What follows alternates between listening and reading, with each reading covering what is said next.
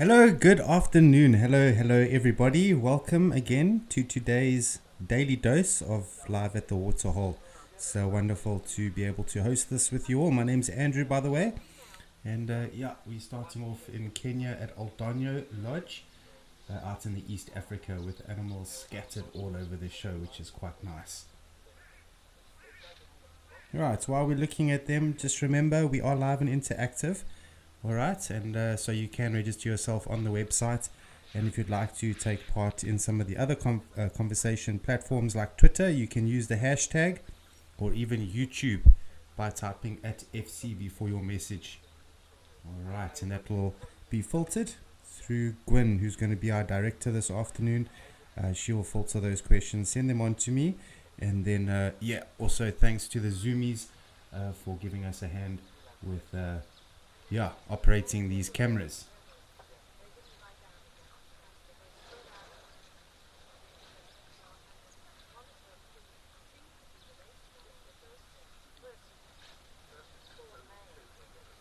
Alright, so as I mentioned, animals literally scattered all over. This is such a cool camera. This area where this camera is obviously it's attracting a whole lot of wildlife to this water. And just in one frame we've got 4 different species of wildlife here.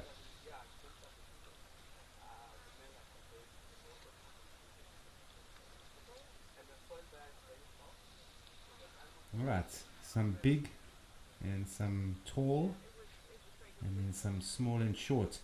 Alright, so let's begin this afternoon. Let's talk about this warthog that's busy drinking.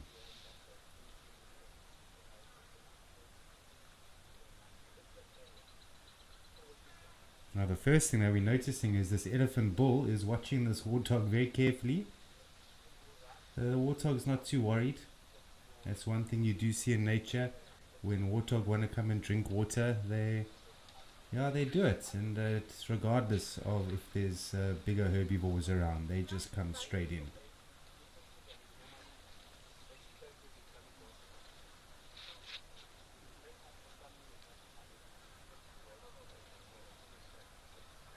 Drive Bunny, good afternoon to you. Yeah, well, it's lunchtime by you there in the UK, so yeah, make sure you get something nice and refreshing. We're heading towards winter in South Africa, which means that you got some summers probably coming up, or perhaps heading towards midsummer.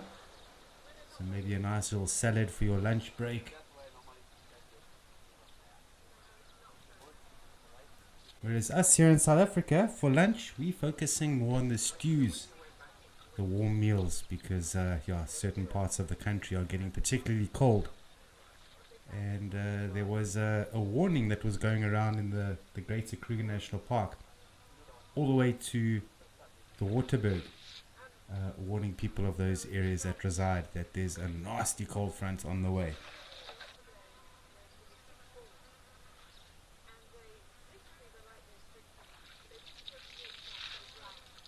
Right, so out of all these animals, it seems that this warthog is probably the most thirstiest over here. Giraffes and zebra, just hanging back just for a moment.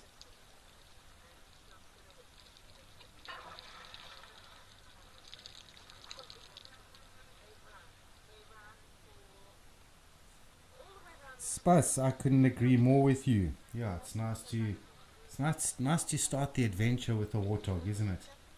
And I mentioned yesterday,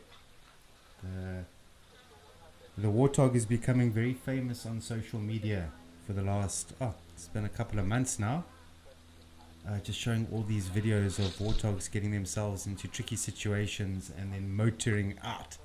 Because that's what they do best. They run out of these situations.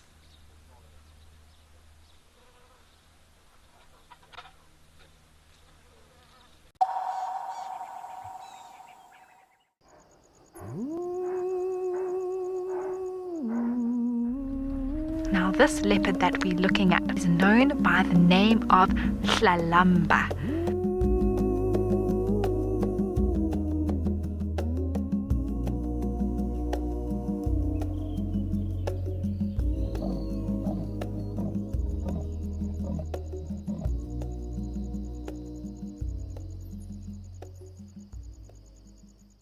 At Wild Earth, we believe every story has the power to create change.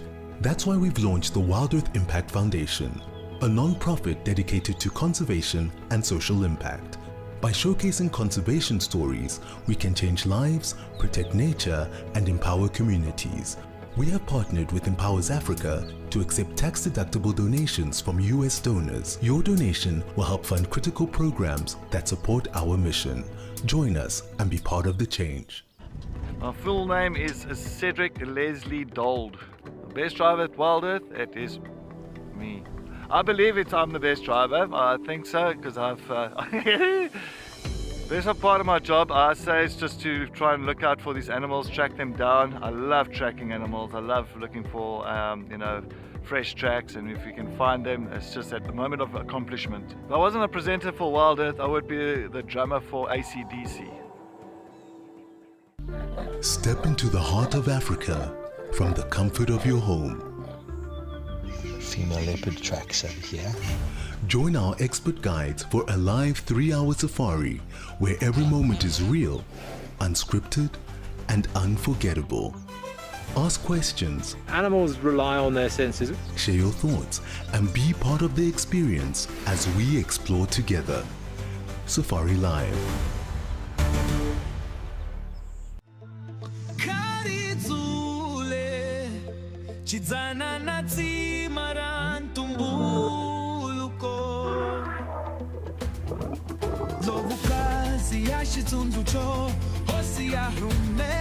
How cool is this?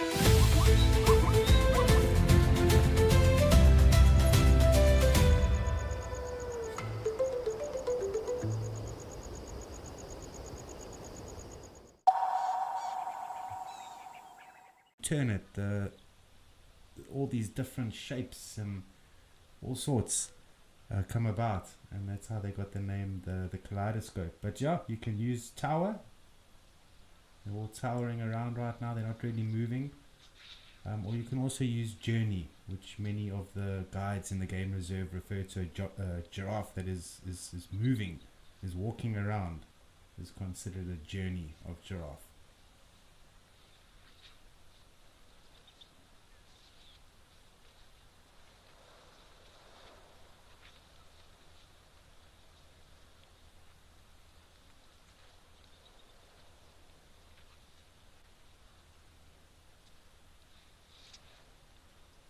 Alright, there's a very large bull giraffe walking around here, and he's just testing these females. There's a few females in this group, and he's just seeing where they're at in terms of their breeding cycle. But before we do carry on, seeing that this bull giraffe, I'm sure he's fathered many calves in his life already. Just want to say to all the fathers out there, a wonderful, happy Father's Day to you all.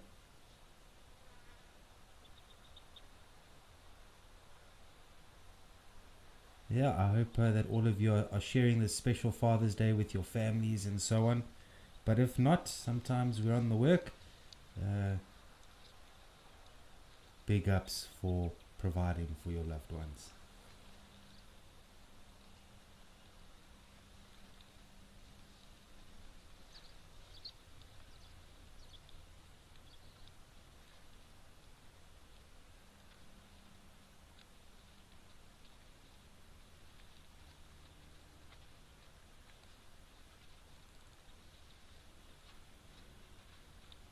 Sanjeev Roy, okay, you saw 1 ton, who I believe is a very impressive elephant, about 3 hours ago.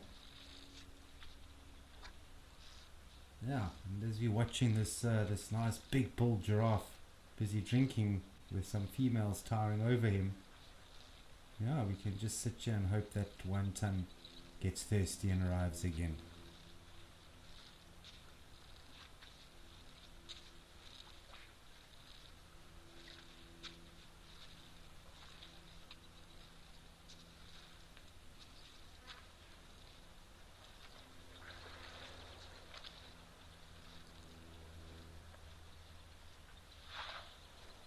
It's quite a funny scene when you think of the cartoons back in the day.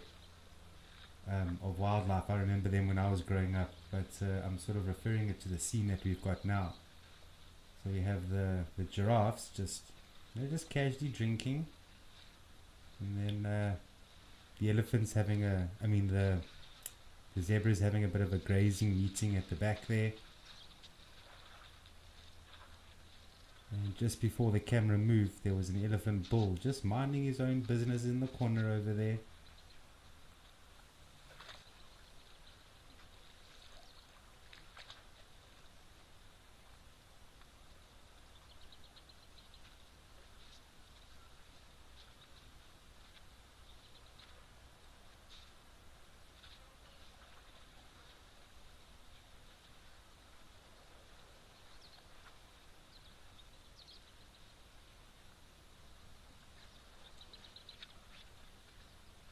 Mercedes Bean, yeah, you're greeting the Wild Earth crew and chatters. I'm saying a happy Sunday to all. Yeah, it's a very special Sunday today. It's not like any other. Yeah, we've got a lot of fathers out there working really hard to provide for their families. And today is the day that we celebrate them and all their efforts and work.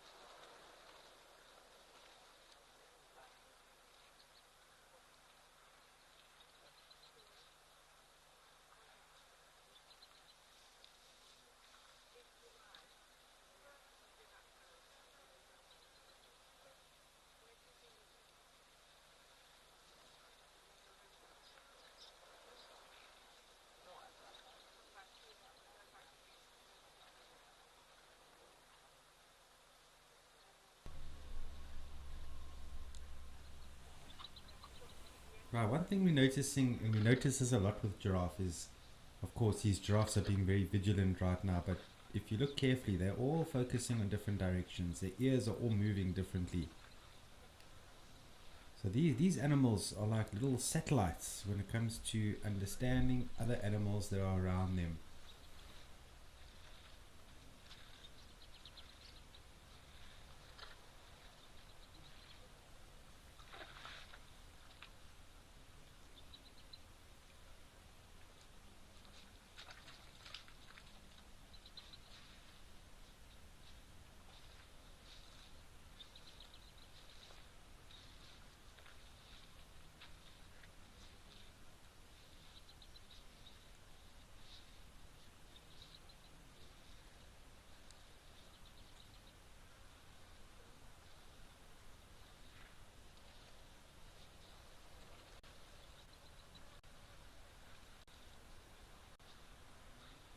Right, wildlife lady, good afternoon to yourself as well.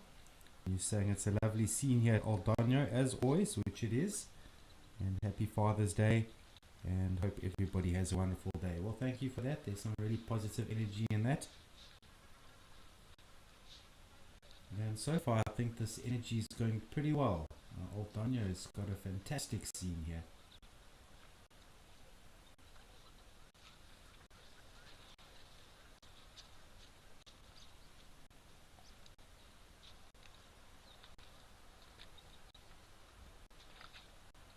Right, and then Lucky Hoodie, nice to hear from you again.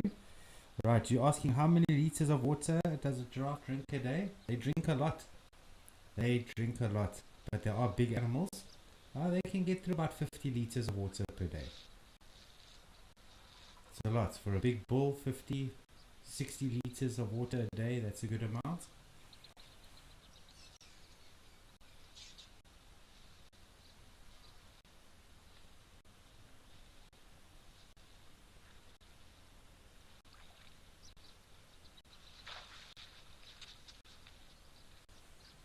Right, let's give these giraffes some peace and quiet, a little bit of privacy.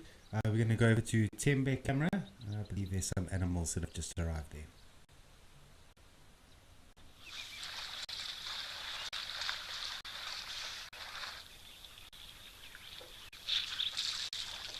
Okay, just in time. It's a scene from yesterday.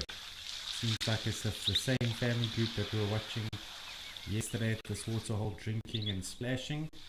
And then there's a nice Nyala bull that's just about to walk to the right.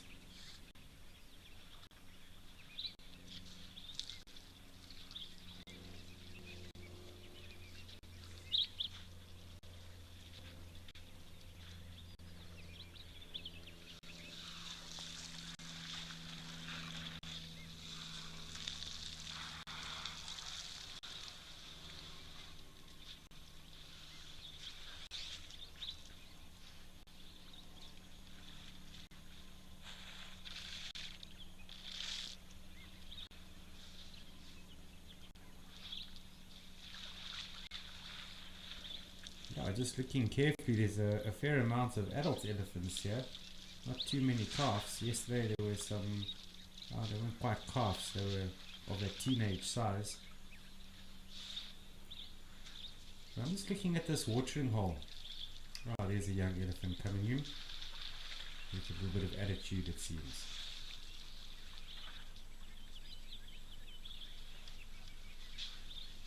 Just looking at this watering hole, so this looks like a drainage line or perhaps even a small tributary to a river.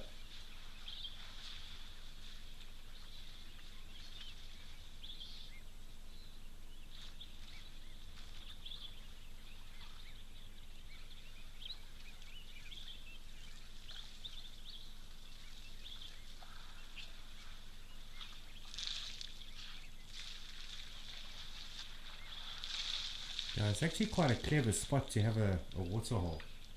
If we have a look at the topography of the land just beyond, you can see that there's a big slope there. So naturally, when it rains, water is going to run off the earth and it's going to funnel down the hill, because that's how water travels. It always tries to go to lower areas and eventually it's going to land up in this waterhole over here. So this would become a self-regulating waterhole.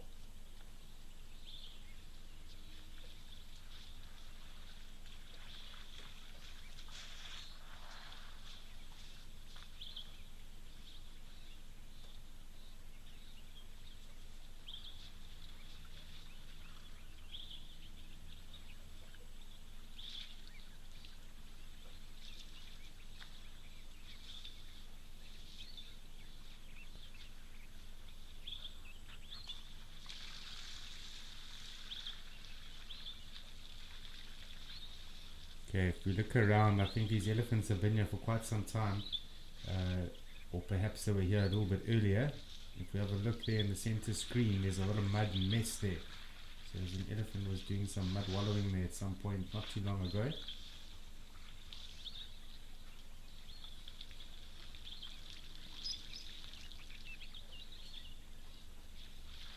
Right, Ange, you're saying safari, wildlife, you are my favorite. Yeah, this is the one thing that connects us all, is the wildlife, is nature. And just listening to where some of the viewers come from the past, we come from very different backgrounds, we come from different parts of the world, we know completely different people. Yet on a daily basis, we almost unite and spend time in something that we all share in common, which is a very major thing, it's not a small thing.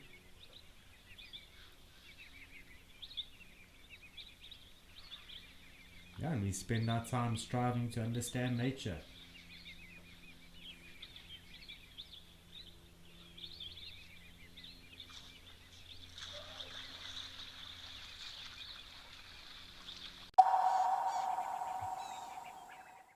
Join me, Danielle Carstens, in Mashatu, Botswana's land of giants, with over 1,000 elephants, leopards in nyala berry trees, and exclusive access to photographic hides. This is a wildlife photographer's paradise. I'll be there photo guiding you throughout, providing hands-on training and tips. Let's capture striking images together in one of Africa's most rewarding reserves. I would love for you to join me.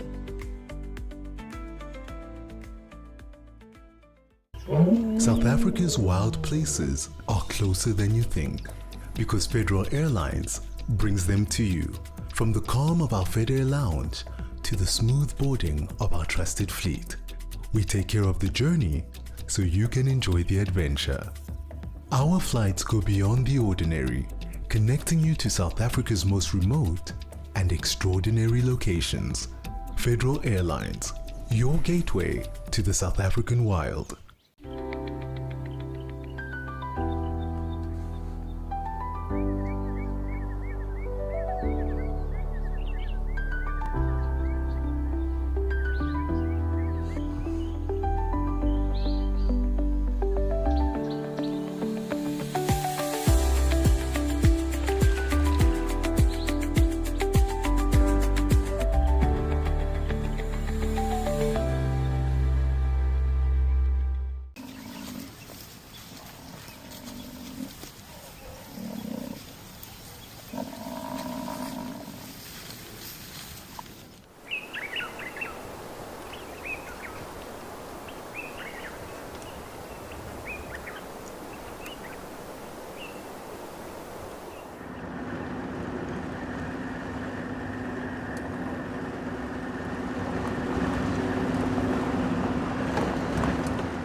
Are you ready for the adventure of a lifetime? Wild Earth Travel's newsletter is your passport to a magical journey. Explore exclusive travel options featuring special offers at stunning Wild Earth locations and all hosted by your favorite presenters. Don't miss out. Head over to our website and subscribe to the Wild Earth Travel newsletter today and stay in the know on all our unforgettable adventures. Wild Earth Travel, where Africa comes alive.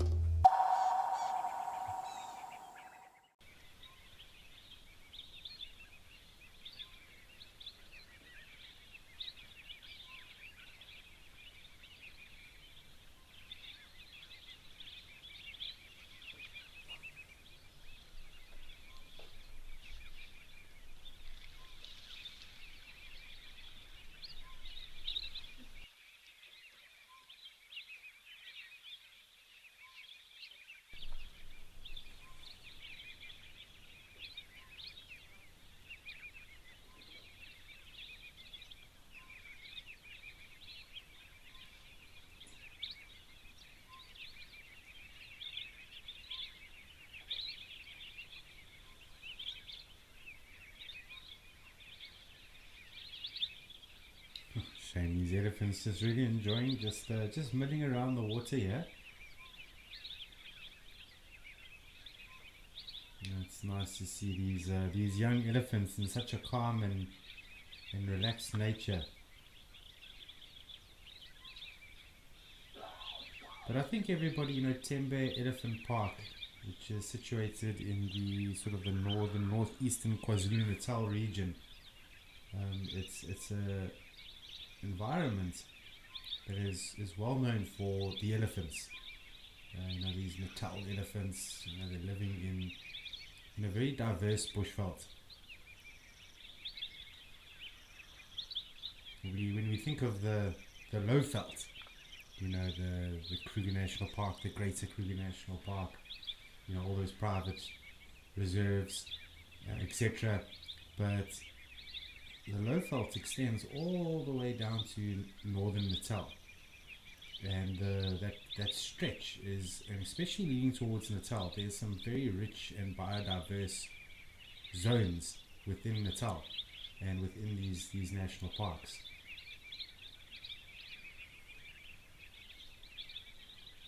And these are sort of areas that most people don't hear about. We hear of Timbavati, we hear of the Sabi Sam, we hear of the Kruger National Park, we hear of Addo. There's certain ones that pop up a lot more. But the reserves out in the KwaZulu-Natal region, they are definitely underrated. There's amazing wildlife to be seen out there, and also in an environment that is healthy, self-sustaining, rich and diverse.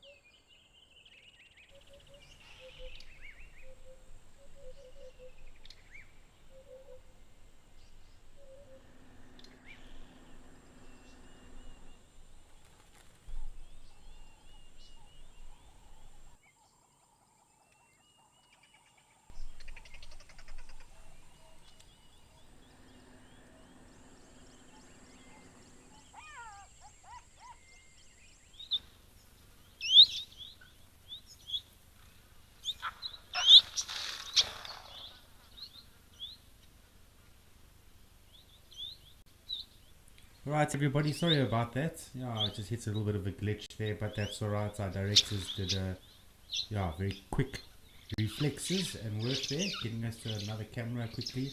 So we're back in the same area, Kenya, at Lentora. We've been watching this ground squirrel yesterday.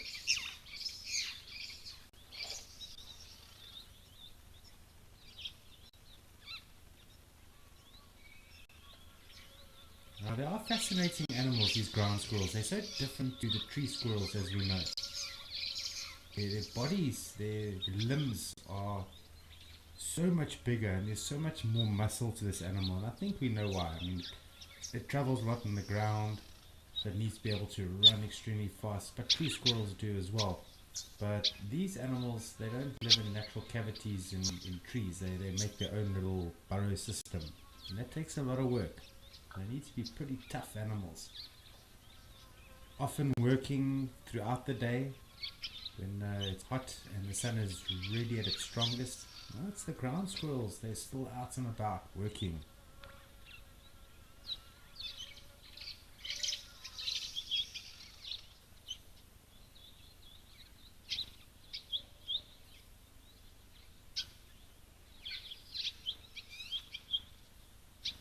Yeah, I think they're fairly well adapted for being in such hot environments, usually when it's fairly open. And a nice little trick that they've learned is their tail is going to be a nice little veranda for their heads. So they flick up their tail and they hold it above their heads and they operate and they just carry on, keeping their body quite cooler and continuing to forage or do whatever activity they're doing during the heat of the day.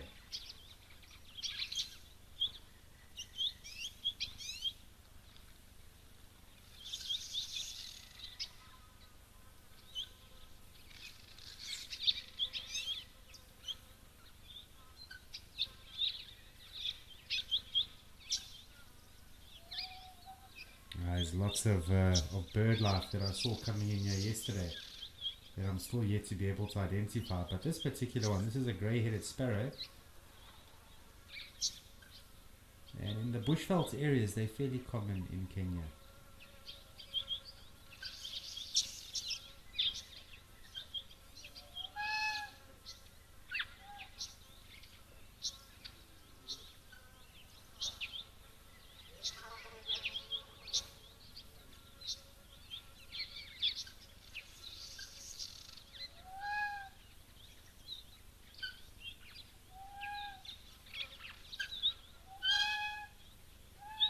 I'm not quite sure what bird is calling in the background. There's quite an ominous sound if you'll listen.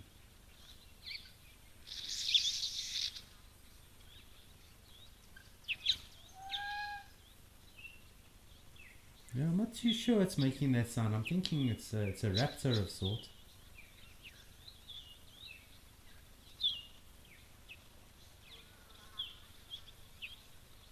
But in my imagination, I'm thinking Jurassic Park. I'm thinking it's a pterodactyl. It's just soaring the beautiful skies of East Africa.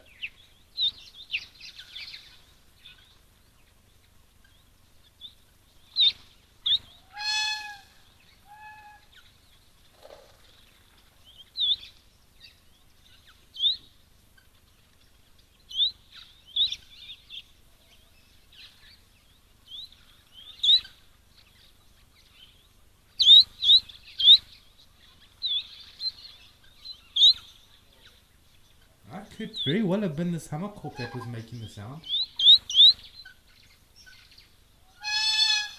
There we go, it's just confirmed with Gwyn that many of you are saying it's the hammercorp. Yeah, that's the one.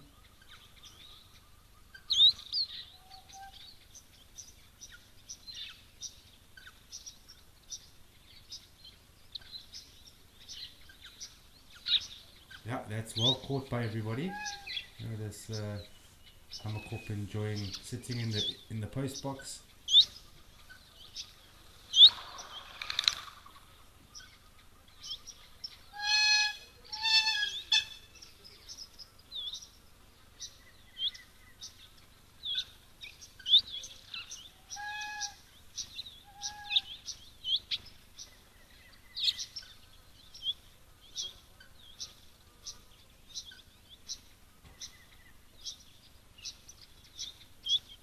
And just like our director this afternoon, Gwyn, is saying that this bird does sound very similar to a bird that you would hear in Jurassic Park. And yeah, when we just open up that topic of birds literally being the closest relatives to dinosaurs as we know. So in a sense, when we think of birds, when we look outside our window, like for example here in Port Alfred where I am, and I see a hardy-dar, which I see every day, just look at it, look again. Think to yourself, this is a living fossil. There's some firefinches there as well. And ladies and gentlemen, if you want to do yourself a favor and just Google the study of a fossil that was found of a Jurassic-like reptile that had wings, but it also had feathers. That was the Archaeopteryx lithographica. And this is what makes us know today that birds are our closest relatives to dinosaurs.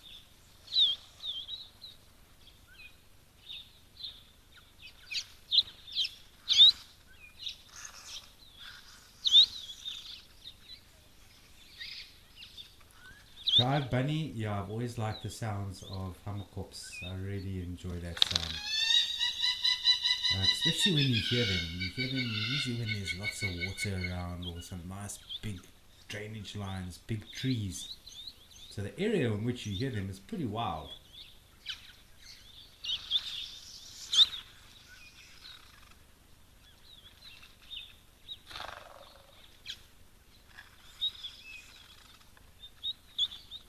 It's just something I noticed when I was working in the Kalahari, now that I'm looking at this ground squirrel.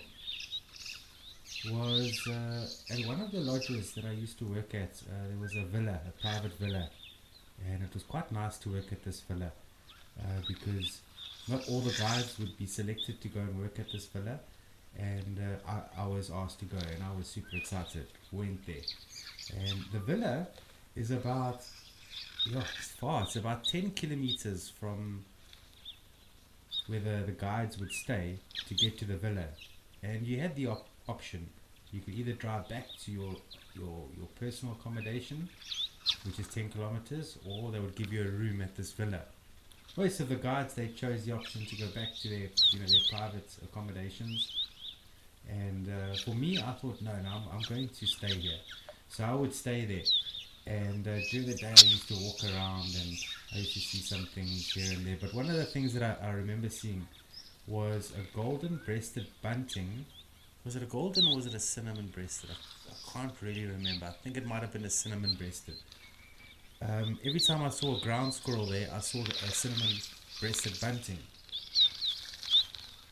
I mean, sometimes they're on the floor feeding and looking for seeds and that together. So I wonder if they don't follow each other to try and get some sort of indication where the best seeds are. Who knows?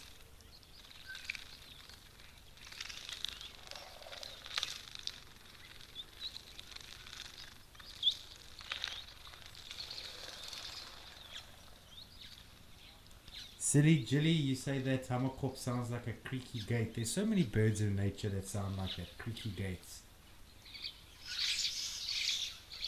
There's one that occurs here where I am. It's called a forest weaver. Its new name is a dark-backed weaver. You must listen to that. It sounds like a swing that needs oil.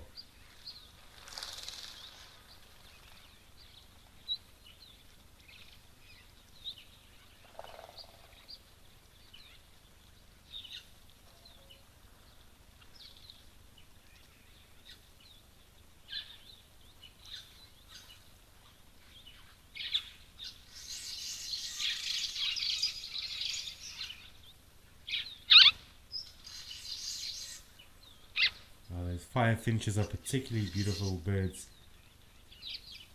You can see why they call them firefinches. It's just this blast of red, literally, with the males.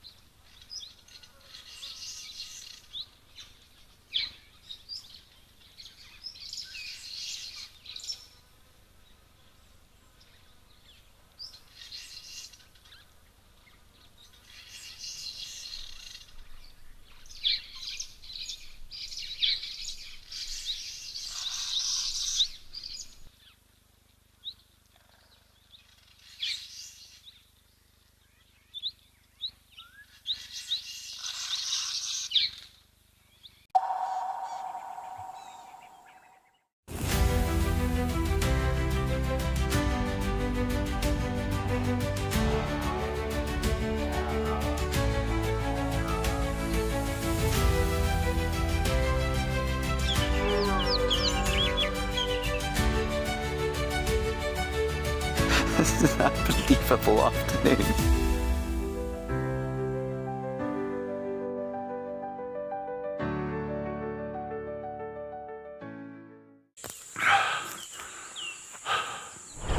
What does it take to handle the wild? Balance. Determination. Focus. Yaku!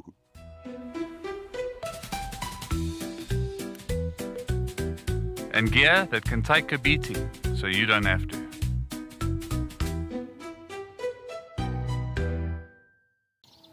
I get to wake up every morning and go out there and look for cats.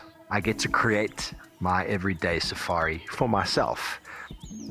I grew up in the sort of central eastern suburbs of Johannesburg, fully qualified trails guide and a fully qualified nature conservationist. I love the wild places. I love being in the wilderness. It's probably one of the best jobs I've ever had and probably ever could have.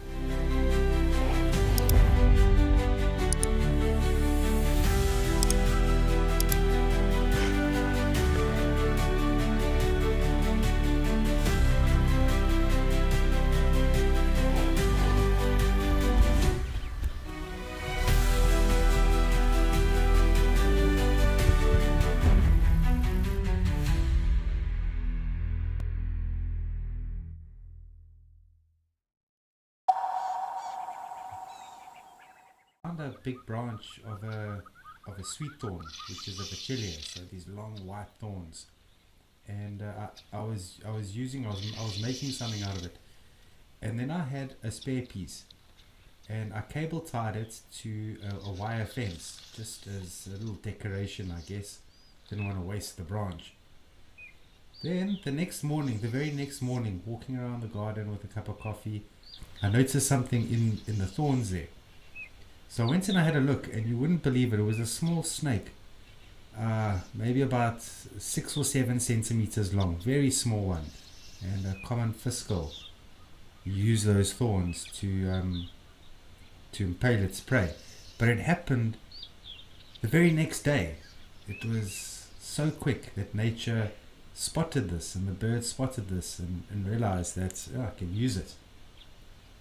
So sometimes introducing a little bit of thorn felt into your garden, that can also attract a lot of birds.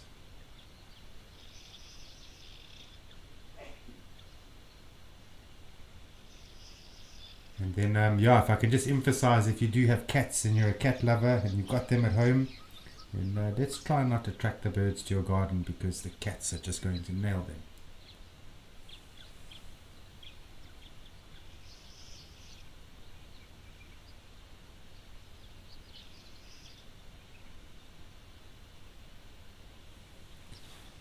Spuss. Oh, the diets of the ground squirrel. So it's a lot of seed content, but they eat fruits as well.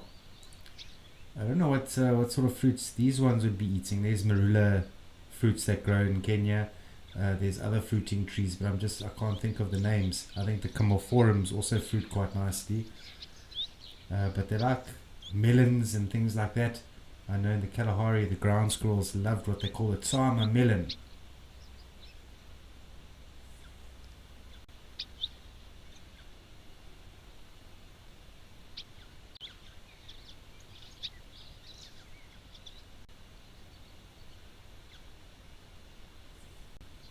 Right, this has been quite productive with these birds just drinking water and bathing, but we're going to go to Nkoro quickly. There's a bit of activity there.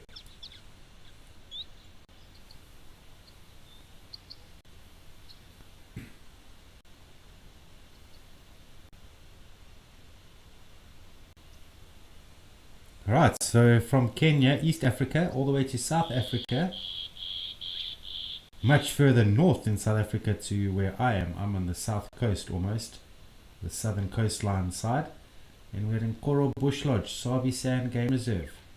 Vervet monkeys.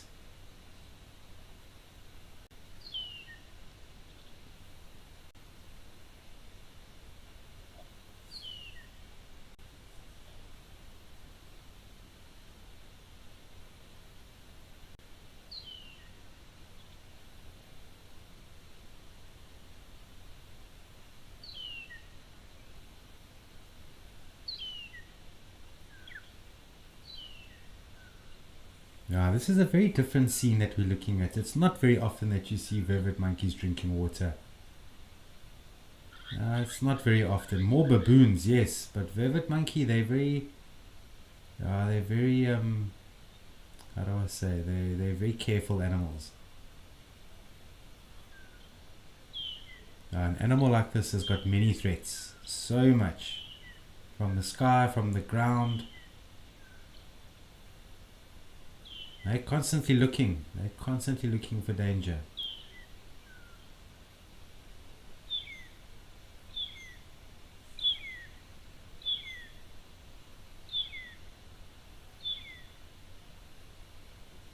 Computer enthusiast. Are you saying cats love your garden, always searching for birds? Well, thanks for that. No birds, cats will be cats, eh?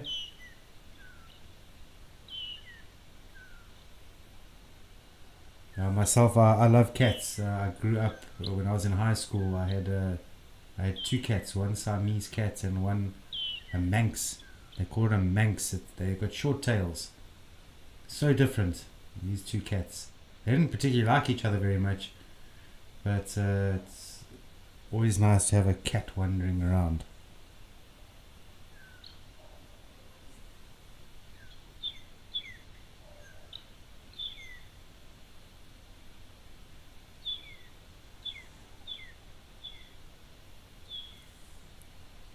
Joanne Mello, this is a very cute scene. Shame. Vervet monkeys, they're also very underrated animals. These animals, just their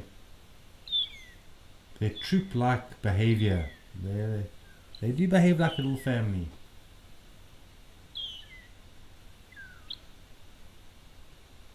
And I think, they say that what sets humans aside from the animal kingdom is emotion. That we are unique in every bit because of our emotions. But then, you find scenarios in nature that makes you wonder, are wildlife not emotional as well? Elephants, you look how they go through grieving periods, how they revisit a place when another elephant has died. Vervet monkeys sometimes will carry their dead loved ones, their dead baby, for a number of days after it's passed away. They just don't want to let go.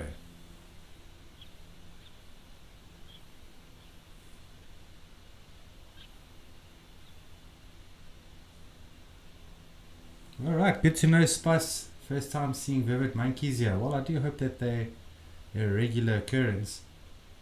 It's always nice to be able to follow a troop of primates and follow their story, because once once they get used to you, oh man, the things that you can see, you know, the hierarchy, battles, you know, and then their bond reaffirming with grooming, you know, the way they forage, and then how they cooperate when there's danger around. It's very fascinating. These are really fascinating animals.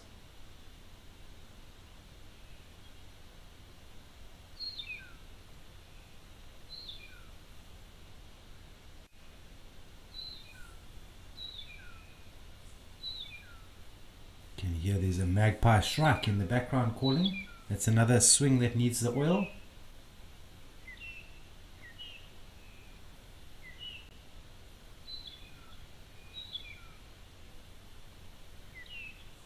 Alright, been a lot of fun watching this little guy here just grazing away there, eating what he can find. We're going to go back to Tembe. I believe there's some elephants. Let's head there.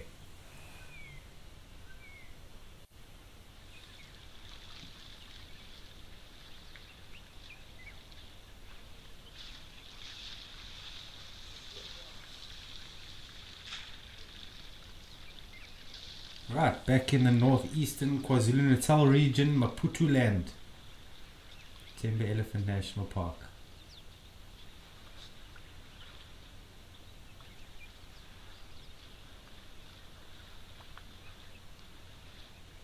It's a wonderful spot for these elephants. Just look at the trees that are around here.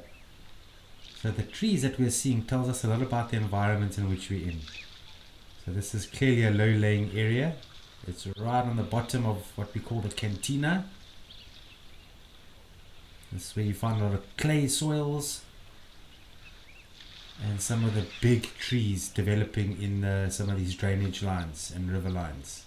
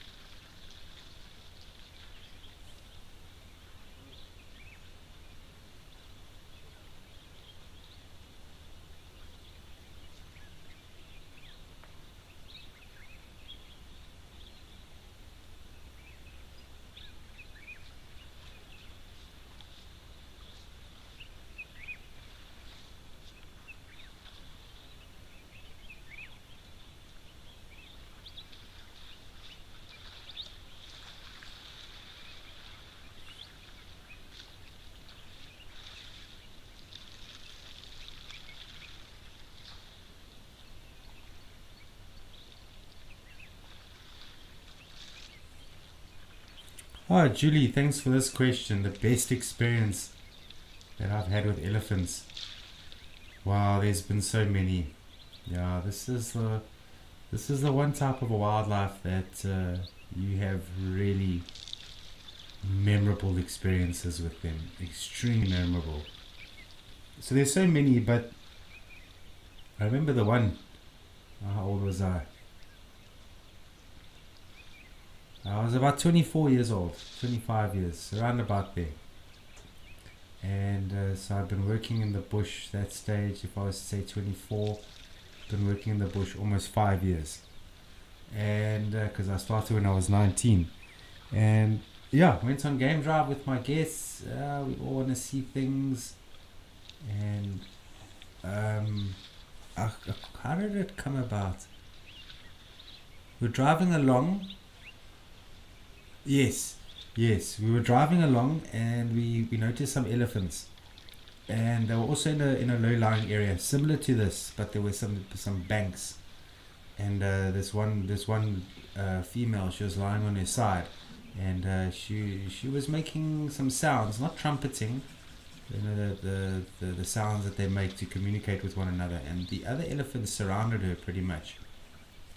So I realized something's happening with her.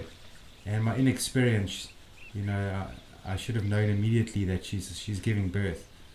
And so I didn't know that at the time. I just thought she's in trouble. And I parked the vehicle in a perfect place where we could see everything. We could see her. And then the next thing I saw, that, hey, she's giving birth. And yeah, it was after I noticed that she was giving birth, it took about 30 seconds or 40 seconds, and this birth sac came out of her with the elephant inside. Hey, that was also interesting to watch. Some other elephants came running, and they were like sniffing the birth sac, and then the mother sort of she didn't get up, she didn't stand up again, she was still pressing up against this bank, but she was trying to assist this calf, and she opened up the bag, this birthing bag, the sack, and then I saw this young elephant, and it's covered in fluid, and my eyes were as big as cricket balls, I can promise you that. And we watched, and part of the protocol is that you need to call the sightings in. If something major is happening, it needs to be reported. So I called in the sighting, and I told everybody, I have a view of an elephant giving birth at this place. So the vehicles, they all decided, no, we're going to change our plan. We're no longer going south anymore. Now we turn this vehicle around, we go north. We go try and find this elephant. So I stayed on the sighting, and I never moved. The elephants accepted me, and I saw so much of everything. Then I could hear a vehicle coming in the distance, and eventually came onto the sighting. And the rest of the elephants, they chased that vehicle away, charged them and trumpeted. Then the vehicle drove away. It tried to drive on another angle, and the elephants charged him, and he had to drive away. Excuse me. So now he told his guests, he's not going to push this. We're going to carry on. They all agreed. Then about 20 minutes later, I hear another vehicle coming, and it's a different guide. And he took a completely unique angle, came in there, elephants charged him. And yeah, by that stage, there's been 3 charges now already. So according to protocols on the reserve, you close the sighting, that it's too dangerous for vehicles to come here. So nobody must come here. So I had to close the sighting, and not once did I get charged. I was accepted from the minute that I arrived there, and I got to see everything. So I stayed because they were not aggressive towards me, and we watched them for about 2 hours. And we watched this calf getting up, and the mother holding it up, trying to pick herself up, the rest of the herd members supporting and providing protection and care. Oh man, that was mind-blowing to see something like that.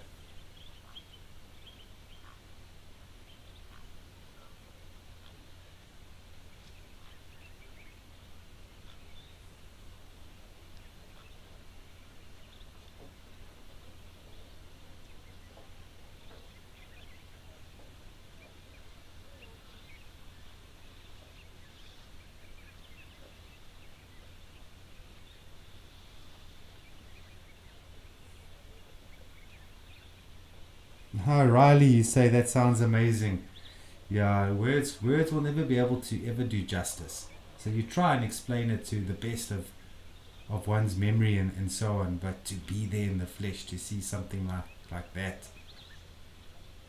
And I've never seen an elephant give birth since, so it's not a very common thing to see.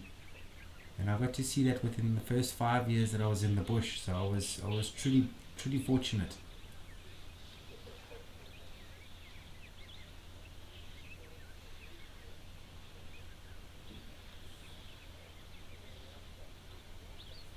But that is the law of nature. You don't need to have worked in the bush for years and years and years to qualify to see something amazing.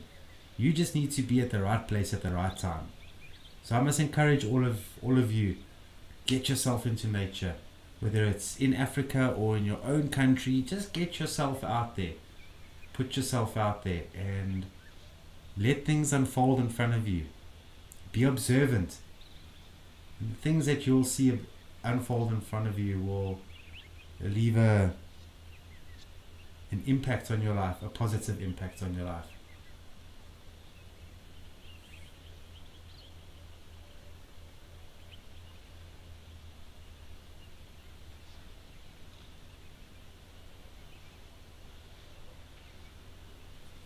Joanne Mello, hello again. You say greetings, Andrew. Good to hear your voice. Thank you. Thank you. That's very kind of you.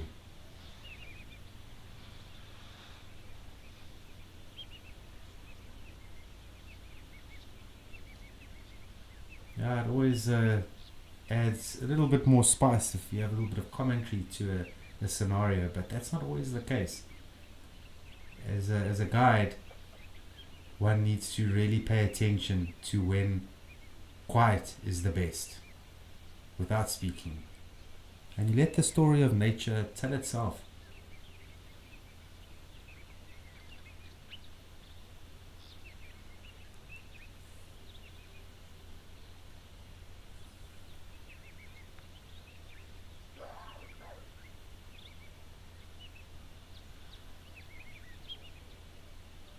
Okay, all these elephants are starting to bottleneck. I think they're trying to make a decision whether they're going to move off. Everybody's just standing by, waiting for choice to be made to move on or stay here feeding. But I think they're going to start moving off by the looks of it.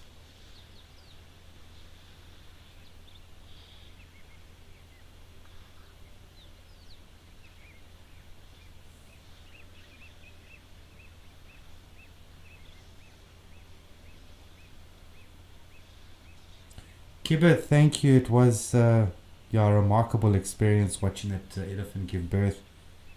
And yeah, just how the elephants accepted me. I felt that was a private thing all for me.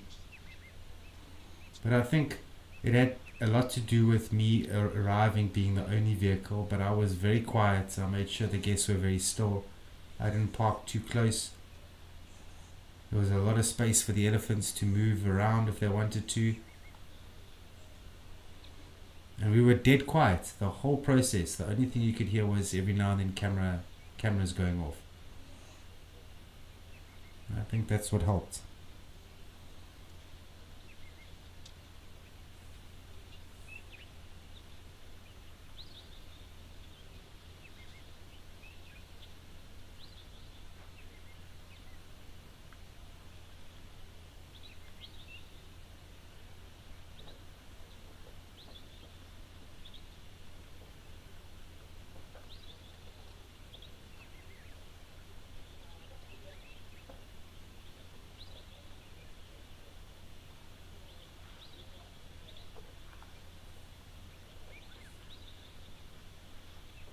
Right, Angeline, it's a good question that you're asking.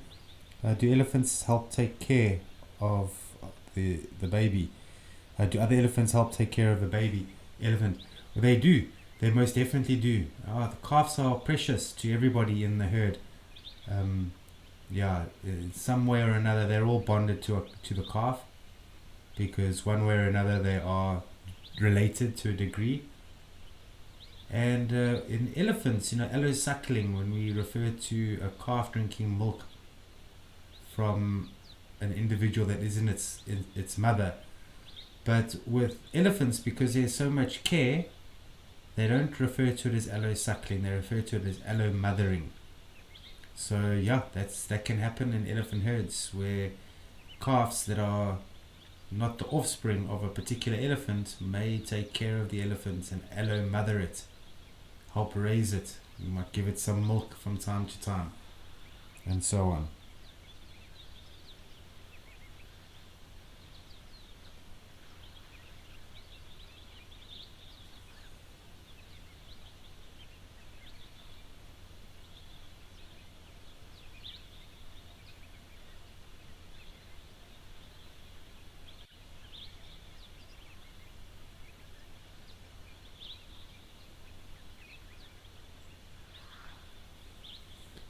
When we look around here with the amount of elephants that are here now, and then yesterday, and I'm sure previous days as well, and I'm going to be sure that upcoming days there's going to be a lot of elephant coming through here. But you don't see all that much damage. You're noticing that the grass most definitely has been grazed flat, so there's tremendous amounts of overgrazing happening here. But the tree vegetation is doing extremely well.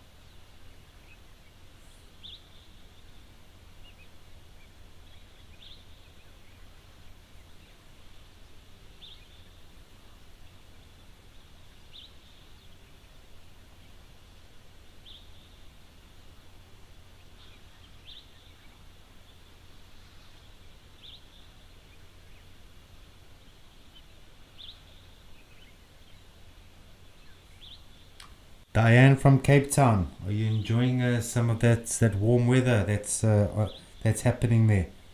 Yeah, and I've heard reports from a number of friends talking about that cold front that you experienced a couple days back. Glad you survived. But yeah, so you just greeting everybody at Wild Earth.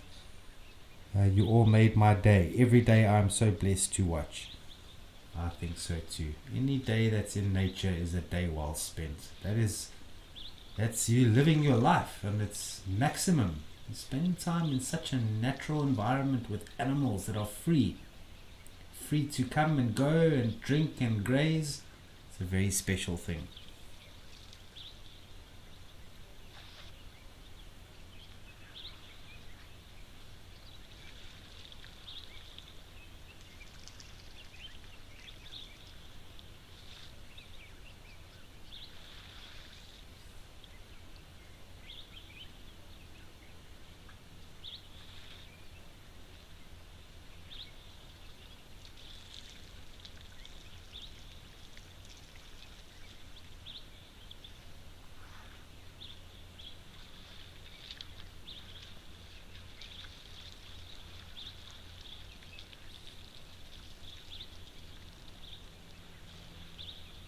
Alright, Kibeth, you say no better way to start Sunday morning here in Canada than with a cup of coffee and live at the waterhole in Canada with Andrew. That is kind of you. Thank you very much. Yeah, no, it's nice that you got a nice cup of coffee there. Yeah, it's very cold where I am now. It's a nice day today, but no coffee my side. I've got a flask of hot chocolate. I'm enjoying the sounds and scenes of nature with all of you.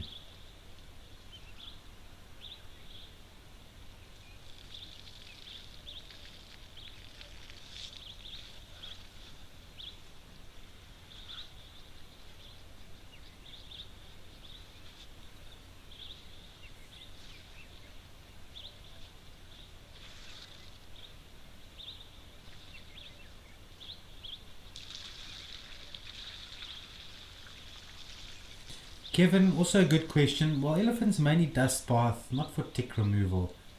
It's more for sun. Yeah, an elephant is a big animal. A lot of their bodies are exposed to the sun. And they venture sometimes very far from mud and water, so they have to have a backup plan. So they'll find a road that has got a lot of dust or a path or some bare earth, throw that dust on them, creating a film over their back.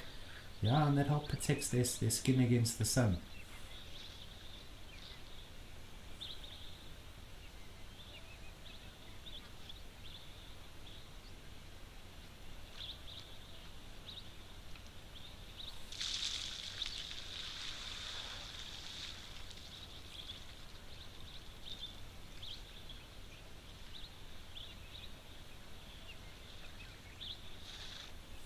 Right, it seems these elephants definitely drink a lot at this waterhole.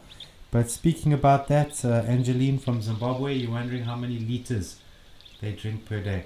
Yeah, big elephants, 120 liters, easy. They drink a lot of water. But then when we think of the size of a big bull can be like 6 tons sometimes, 7 tons. That makes sense. 120 liters for a 7-ton or 6-ton animal, that's not a lot.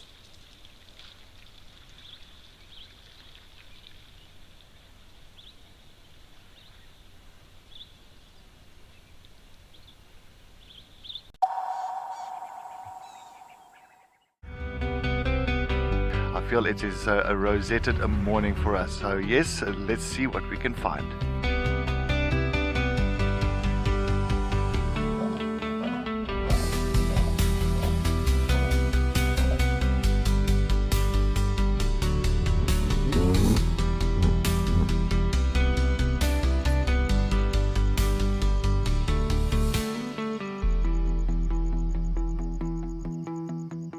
The Wild Earth Impact Foundation is a non-profit that uses the power of wildlife storytelling as a force for good. We create sustainable development projects that showcase conservation stories, empower people, and inspire environmental action. As a registered South African PBO, you can make a tax-deductible donation to the Wild Earth Impact Foundation. To find out more, visit our website. Best sighting I've presented, I found myself with wild dogs. We chased the dogs around, chased them around. They ate an impala, we got the end of that. Then another impala went into Gowrie Dam down the road there, and the wild dogs went around. Eventually the impala came close to the bank. One wild dog went and grabbed it and then just pulled it out and just did what wild dogs do. It was an emotional experience, but it was very, very special. Welcome to Safari Spotlight. We'll be And you pretend like you're a serviceman, eh? Got no idea what's going on this reserve. Expecting the unexpected. Are we stuck down there? What am I trying to do? So we have another giant of Mabula. That was incredible. This is unbelievable. It's going to be a spectacular afternoon.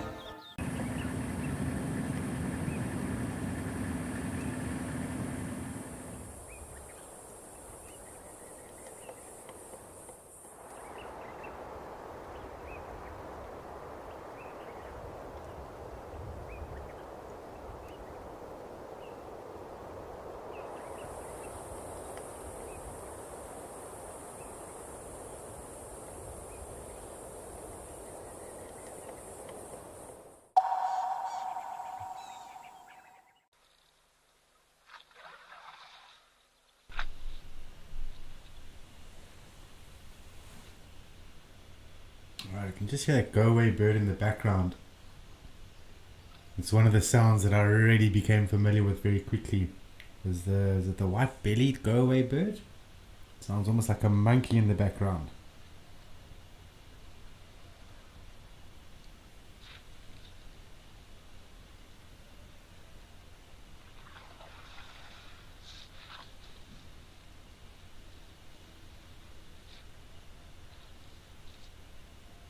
Right, looks like this elephant is not quite sure what he wants to do at this point in time.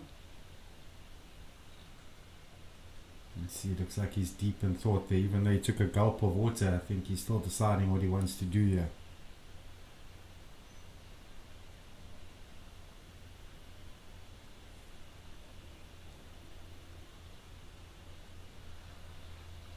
Yeah, and just like Kibbuth just mentioned now that yeah, more elephant energy.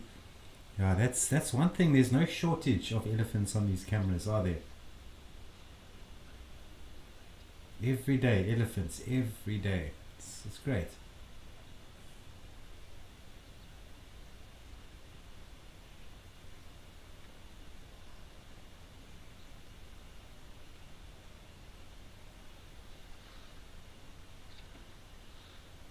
Alright, from Martina Schmidt. Okay, Martina, no, those butterflies, they don't eat dung, but they'll drink the fluids out of the dung. You see a lot more of them when the day is tremendously hot. And as soon as they find a little patch of water on the road, or they find some animal dung, they'll drink all the juices out of it.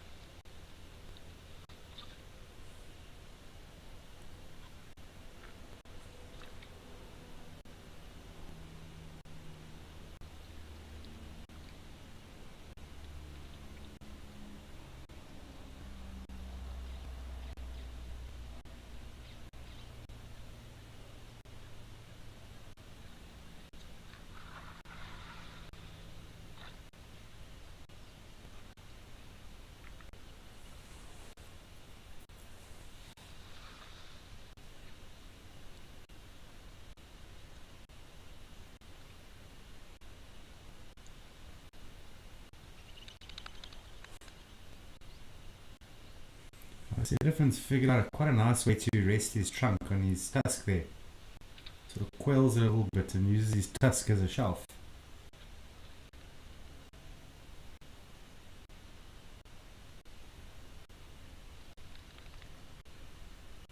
Yeah, it must be really heavy for them to carry that trunk around. The trunks, they weigh like 70 or 80 kilograms in itself.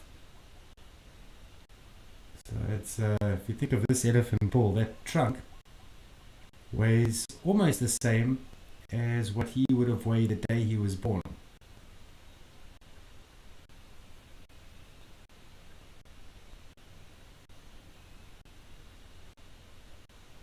Yeah, and to carry it in the front of your face, it's a very awkward place to carry such a heavy thing.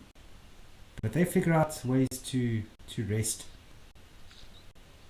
And they often will just use their trunk or use their tusk as a shelf to hold the trunk.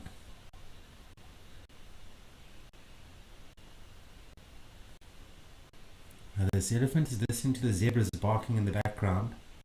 And I'm seeing the other zebras now just behind this elephant have started to move now. Even the giraffe is looking like it's paying a bit more attention.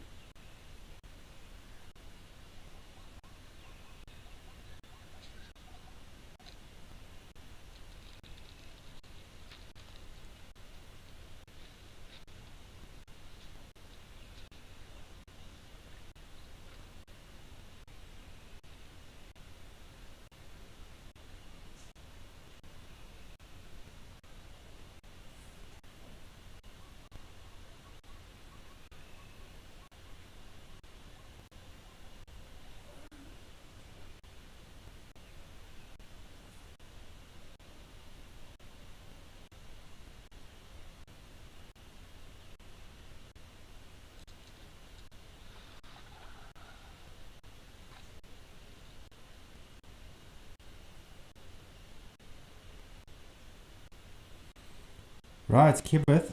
Okay, so yeah, so when the butterflies are on the animal's dung, it's usually when it's very fresh, while the moisture is still in the dung.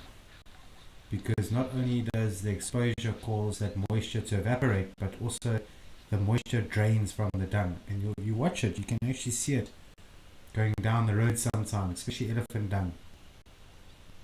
So usually when it's very fresh, while that moisture is still very rich, but it doesn't take long for that moisture to drain away and evaporate away. A couple of hours and that's it. And they'll be on search for more things that are packed with more moisture. So it does depend also on the day. If it's a very hot day, the dung dries up quicker, or if the dung is in an exposed area in the middle of the sun opposed to the shade. Now that'll determine how long the butterflies will stick around for, because you've got to try and think about how long it'll take for that moisture to drain out.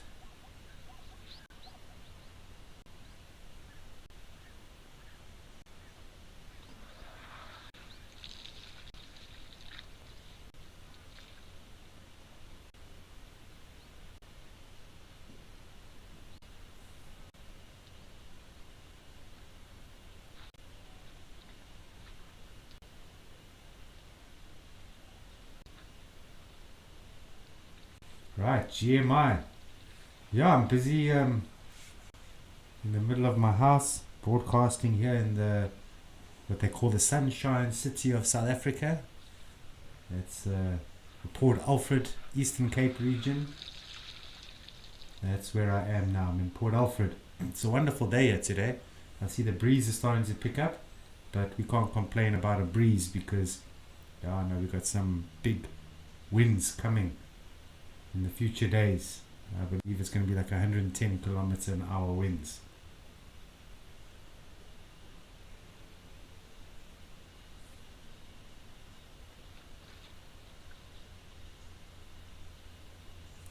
But yeah, I'll be back in the bush soon though. I'll be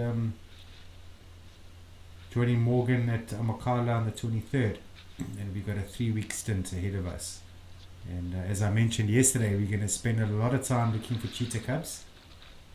And for many of you who might not have heard or have seen, but Amakala Game Reserve has just recently had some cheetah cubs being born about 5-6 weeks ago. And we've been blessed to have been able to have seen them with our eyes. So everybody was very excited about that, and yeah, I mean, just to get that footage of cubs. So it's very precious, and the cubs are not going to stay small for that much longer. So our time is going to be focused looking for them.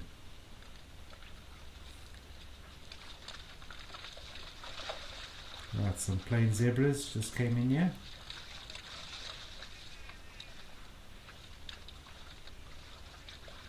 They are thirsty. Even this elephant is shocked. These zebras just came flying in.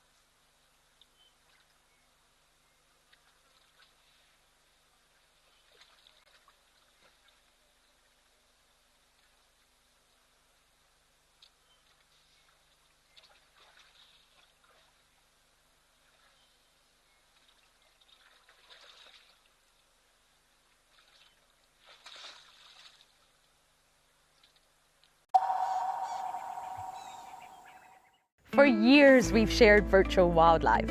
Now, let's experience it for real. I'm Lauren Arthur, and I'd love to show you my amazing home here in the Greater Kruger of South Africa. This 5-night journey is an exclusive connection to my piece of untamed Africa. I live here in these gorgeous landscapes surrounded by epic wildlife. The wild is calling, so come and join me.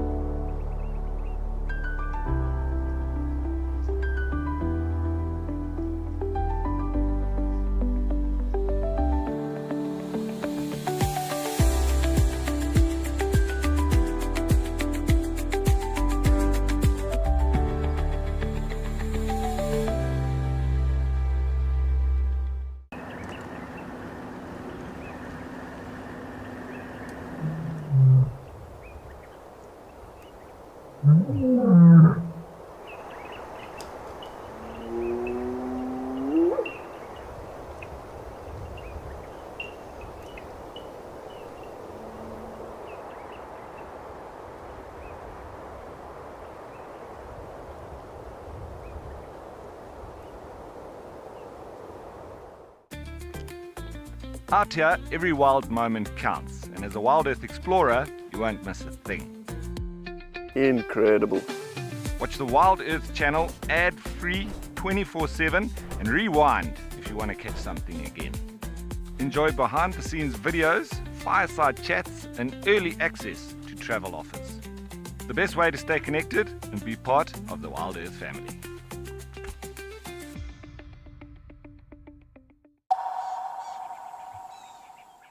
Is a really well-known, pristine Eastern Cape reserve.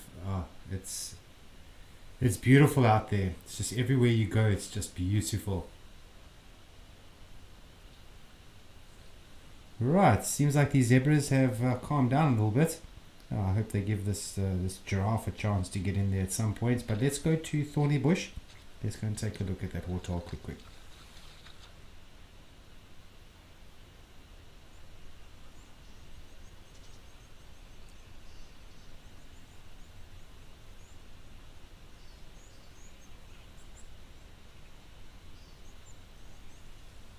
Okay, this is a camera I haven't been to yet, Serandella. So this is in Thorny Bush. I've driven past Thorny Bush Game Reserve. I've actually never been in the reserve itself before. But I have heard wonderful things from guides and guests that have gone there in the past. And I think this young elephant, just judging by his frisky nature, he's enjoying the reserve very much as well.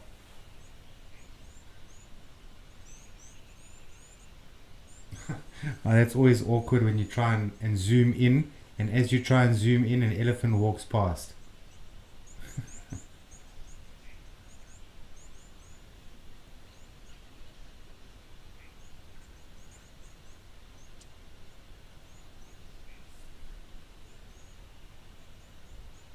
Okay, this is a cow elephant. Looks like she's got a calf with her as well.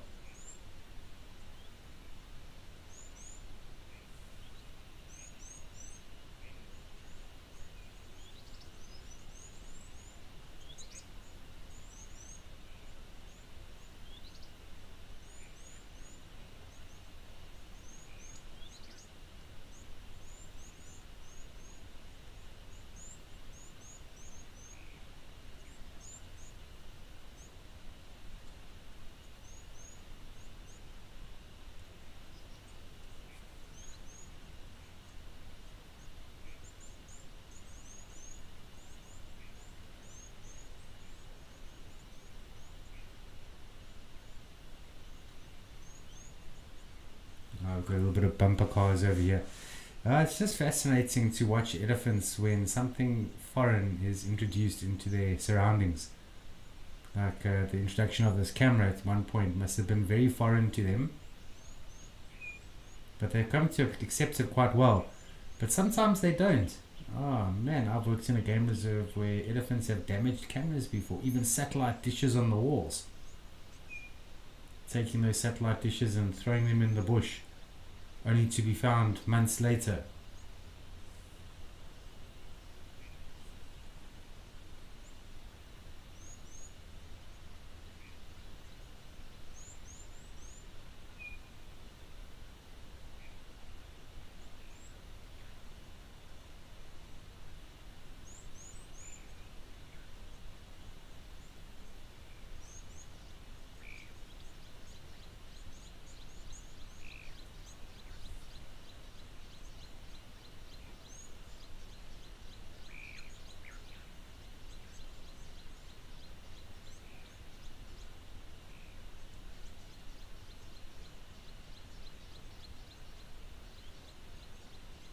Oh, Bianca, that's interesting to hear about that. So the other day when Maxine was hosting live at the waterhole, an elephant actually broke the camera down. Did you all watch that? Yeah, I think that would be quite entertaining to watch. An elephant demolish the camera until suddenly there's a black screen, which usually doesn't mean very good for the camera.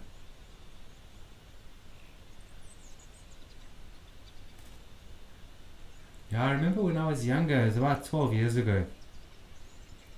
I got this GoPro camera, and I just thought it was great that you can have an action camera that is robust, and you can do so much with it. And so one day, after filming a few things here and there with the GoPro, I was watching elephants come down a hill, and I thought this would be perfect. So I put the GoPro on a tripod, so on the on the ground, and the elephants came walking down, and you could see that they noticed this GoPro for quite some meters back. And they walked straight up to this GoPro, and one of the elephants picked it up and proceeded to walk in the bush with it. I thought, this is the last I've ever seen this GoPro again. I'm not going to see that again. And eventually the elephant dropped it, and yeah, I forgot about it and then carried on.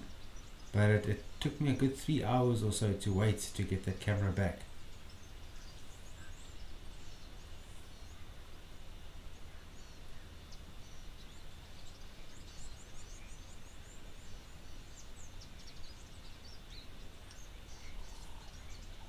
Right, Kibith, yeah, based on the shapes of elephants' heads, you can more or less work out their age. It's not exactly, obviously, but you'll notice that the bull elephants, they're going to have very rounded heads.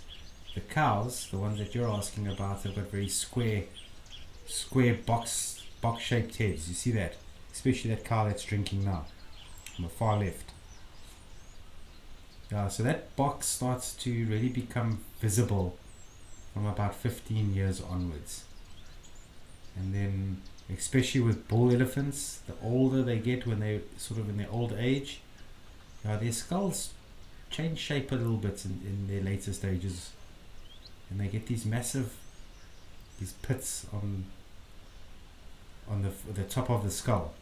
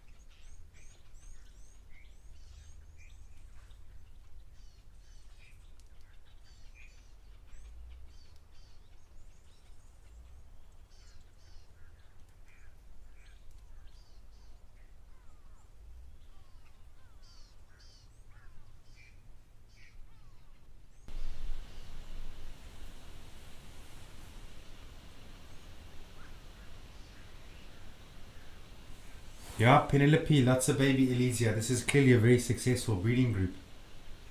They take their job very seriously as a mother. They're mothers. Yeah, but there's quite a few calves in this group.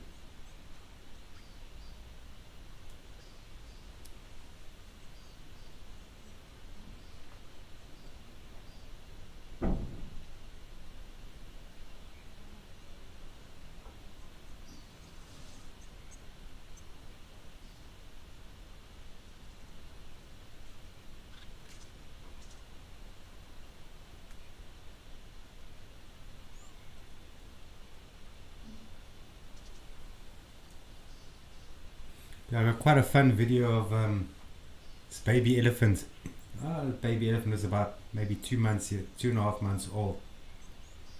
And this is at Madikwe, and myself and I think it was Mpho. We pulled up to this big dam called Clo Dam, and we knew we were going to find elephants there. When we arrived there, just the amount of elephants coming in, drinking and leaving, and then other elephants coming in. I mean, a lot of elephants. And then this one young elephant, we caught this young elephant's eye, and he looked at us, and he figured he's going to play games with us. And so he would charge us and then stop, and then he tried to trumpet and open his ears as wide as they could go, and then he would run back, and then he would come charging again, stop, and then run back to his mother. And this went on for about maybe 10 minutes. It was so funny watching this young elephant, and he would get the zoomies, and he would trip all over the elephant dungs that were there. Because the adult elephant dungs are big. Those little elephants, you can trip and fall down. That was funny.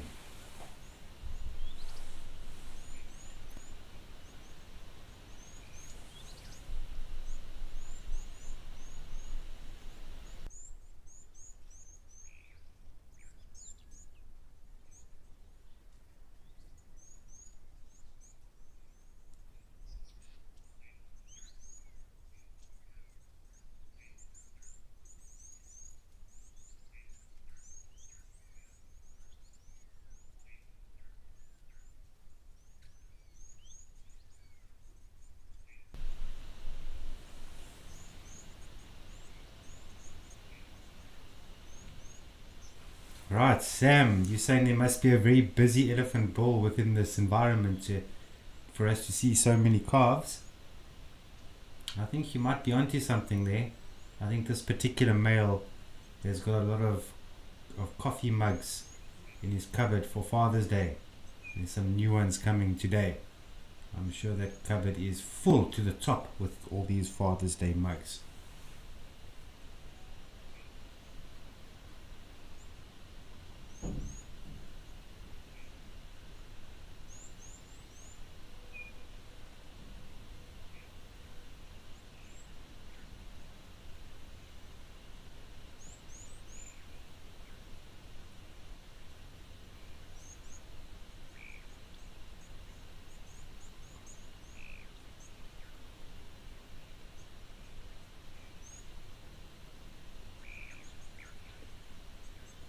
Wow, this is awesome, just watching all these elephants pretty much from angle to angle. There's just elephants here. Some of them are right up and close, others are further off.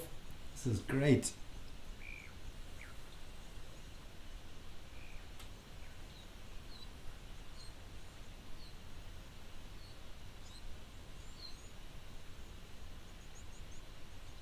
Right, look at this young calf trying to drink right in front of us here. This is so cool.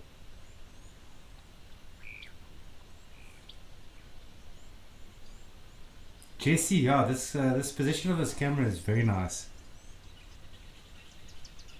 Yeah, I think they had to make it a little bit taller because maybe these elephants would bump it when they're coming so close to it.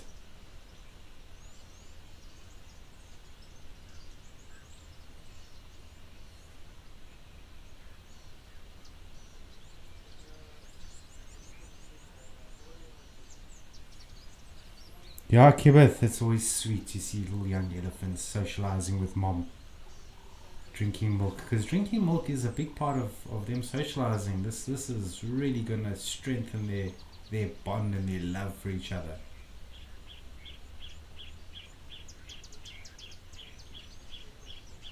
But sometimes these calves, they put the mother to the test, and the mother doesn't want to give milk anymore, but the calf says no, that doesn't sound right, and then tries to force, and the mother gets cross and chases him away and says, no, don't do that, you must behave.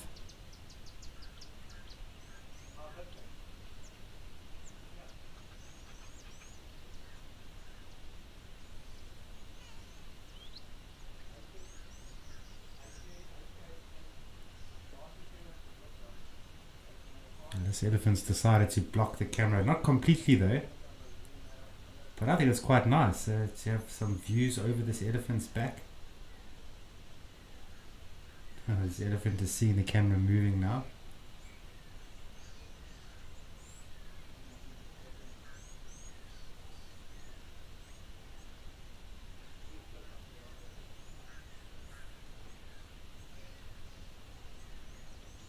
And yeah, that pearl spotted owlet calling in the back.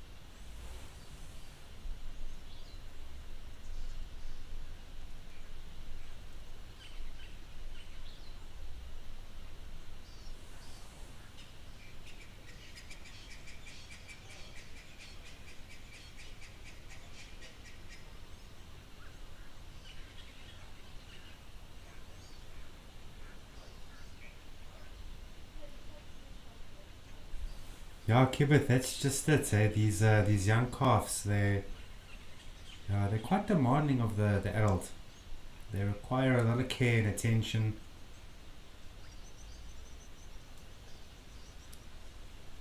And of course milk as well. They need to be nursed, especially when they're young of this age. They need to be nursed every few hours. It's very taxing for the adult, and sometimes the adult says no, not now. But then you get those calves that don't want to accept no. No means yes.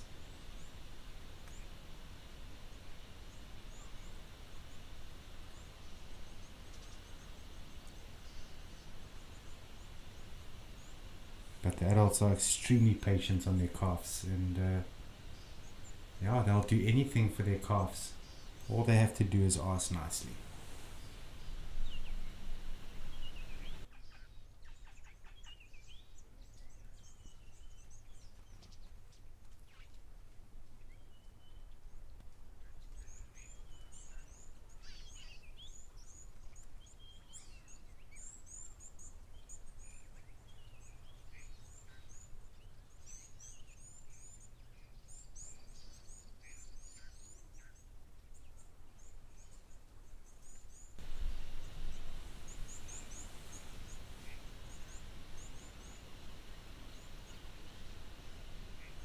You must watch this young elephant carefully. I think he's going to try and chase this blacksmith lapwing. Now he's been eyeing it for a while. I don't know if you noticed when these elephants came in. This calf has been eyeing that bird.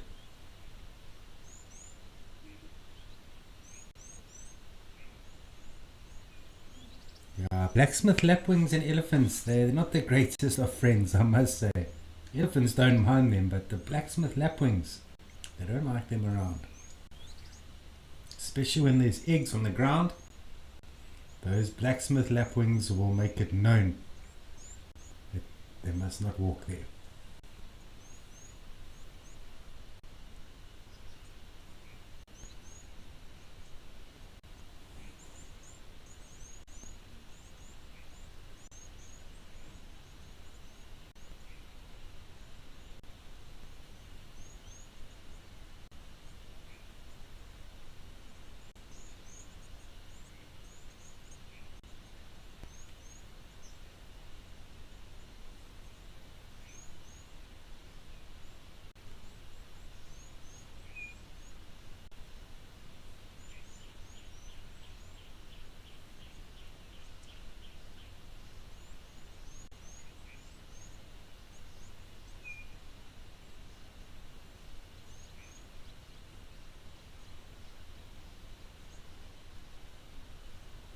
Okay, it's a nice group of grey go-away birds. Yeah, this morning I was fortunate enough in my garden to see a Neisner Tarako. You should all take a look at what that bird looks like.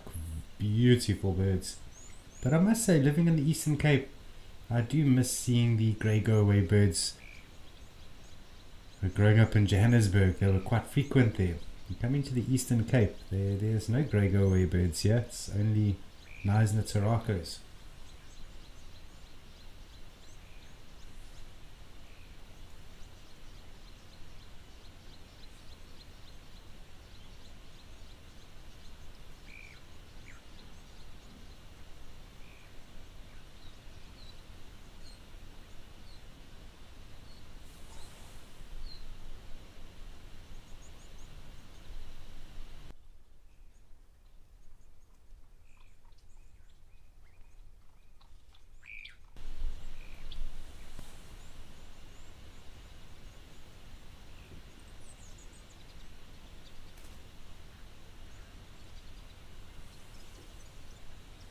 Alright everyone, let's go to timber. I've just got word that it sounds like there's some elephant bulls getting a little bit rowdy with each other, so let's head off there quick.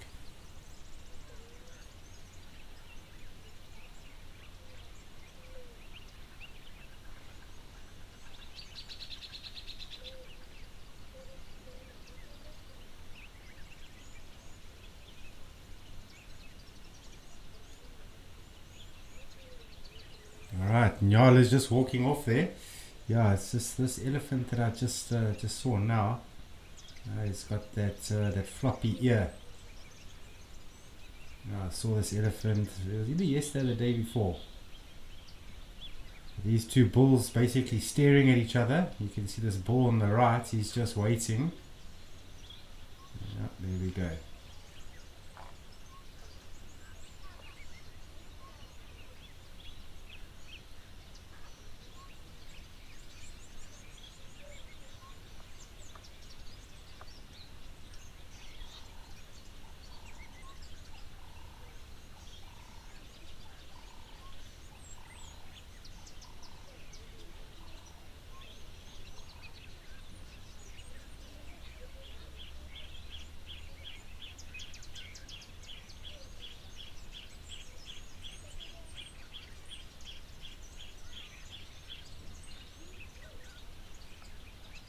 There's yellow-breasted apellis calling in the back.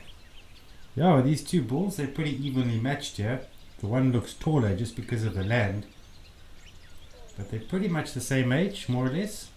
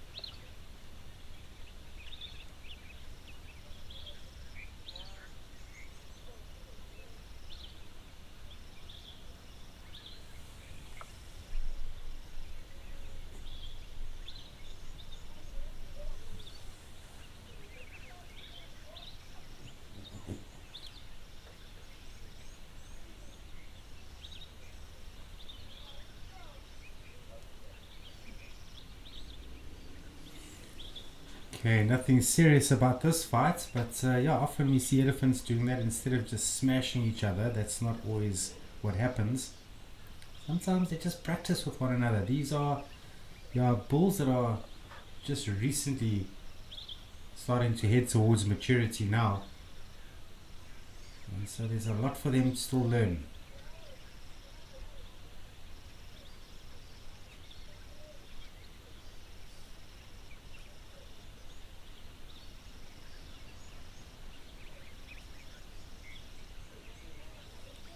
Mindy, no, I don't think so at all. I know this elephant's got a floppy ear, but I don't think it's going to hinder his ability to cool himself off. No, I don't think so.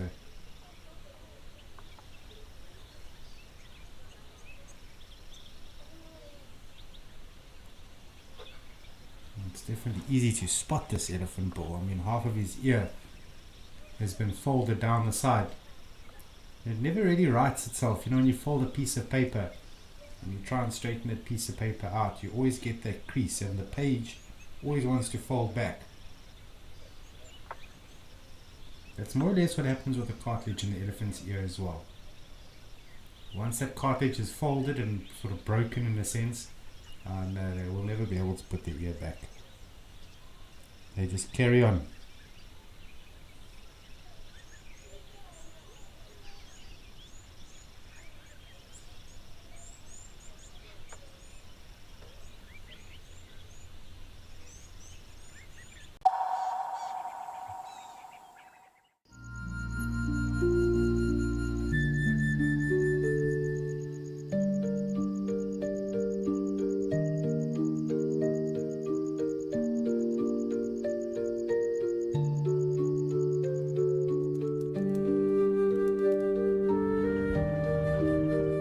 This unfolds in front of you.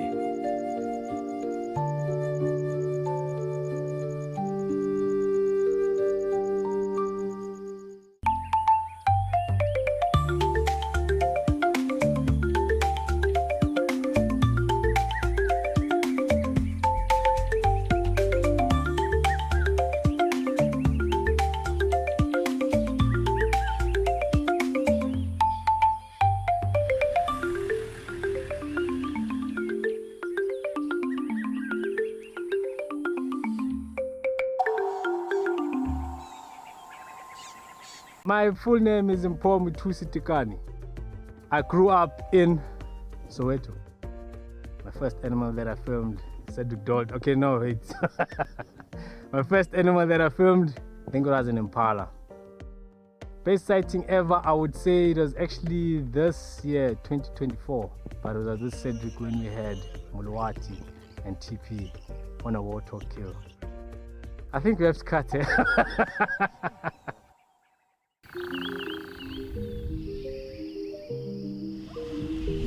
This is what they call a shambi, a family, a whole herd of elephants. But nature is beyond amazing. Nature is just everything. We'd love to hear from you. Questions, comments about biology, Africa, safari. She's using her tail like a monkey.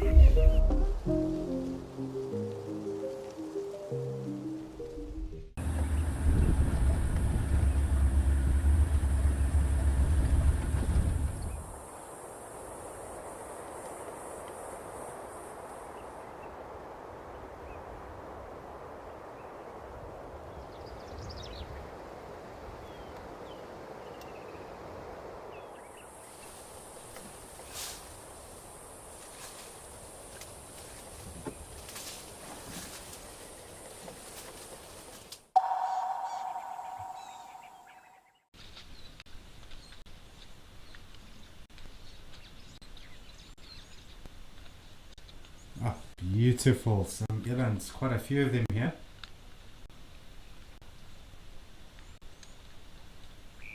Yeah, these are wonderful antelopes. This is actually my favorite antelope, and it's been my favorite antelope since I was about 16 years old. I just appreciate their bulk. For an antelope, when you see an eland for the first time, they are ginormous animals. Yeah, some bulls can get up to a ton, 900 kilograms. When you read that, you don't think it until you see it.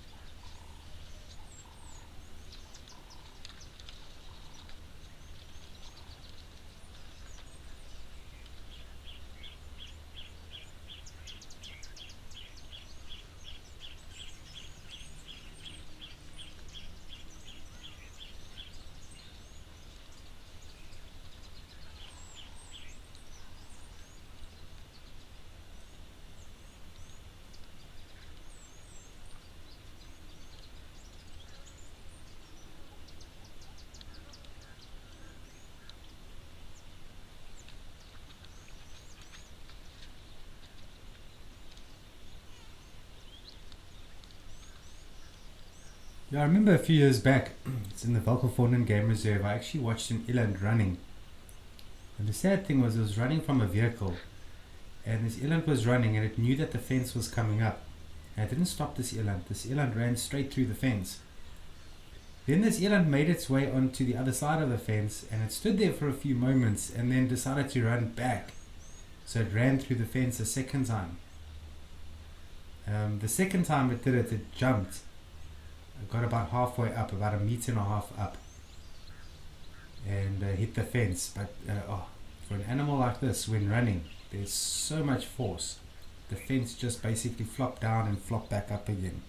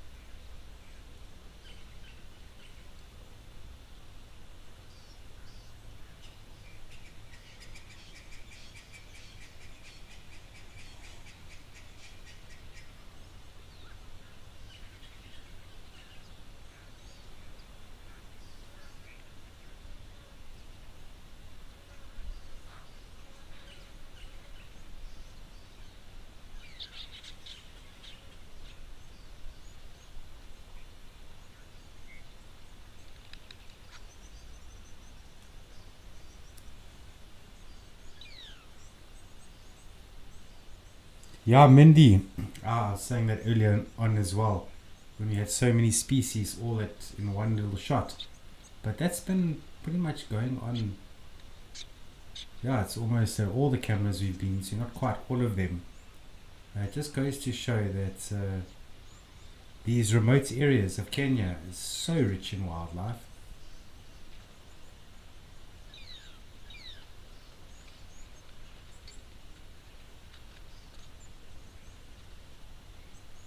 And then Penelope is saying that these small watering holes are very productive.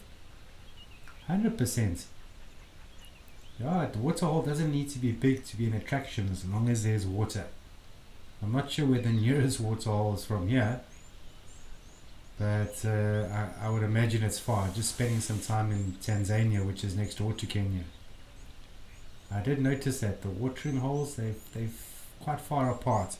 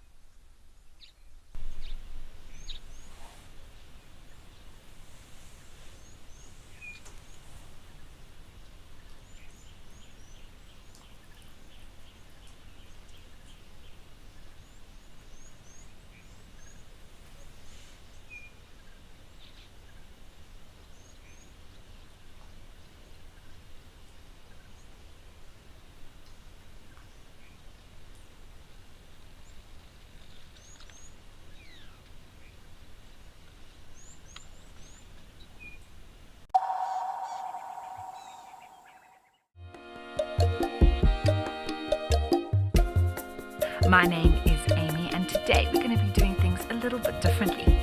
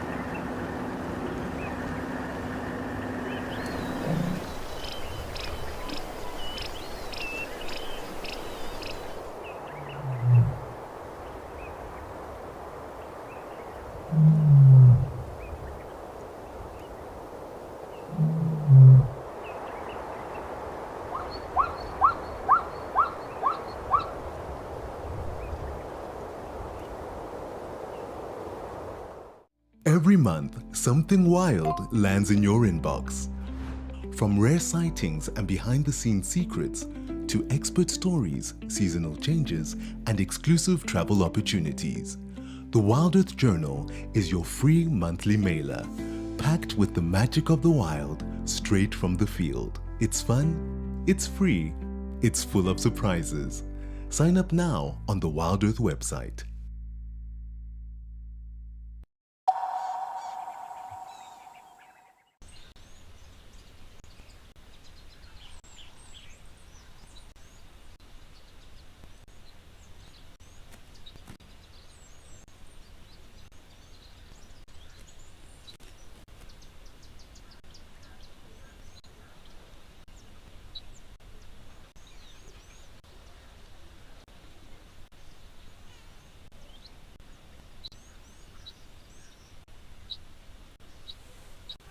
Oh, we're slowly but surely heading towards the end now. Still got some time left.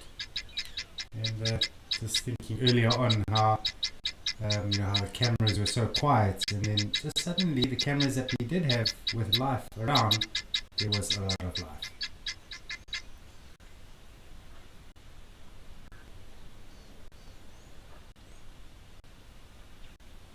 Right, this helmet's a guinea fowl making announcements there.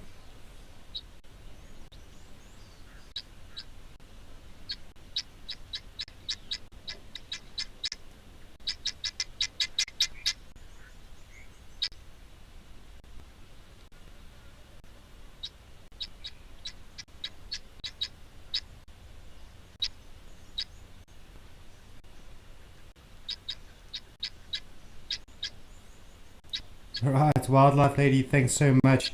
I'm really glad you enjoyed today's live at the Waterhole. And you're just thanking everybody, Final Control and all the Zoomies. So yes, yeah, no, really appreciate the work that's been done. And it's always nice to give a special thanks to the Zoomies out there who spend a lot of their time and their day not being paid. They do it totally voluntarily and doing a lot of hard work for us. So thank you so much to all the Zoomies. So thank you for just mentioning them as well, the Wildlife Lady.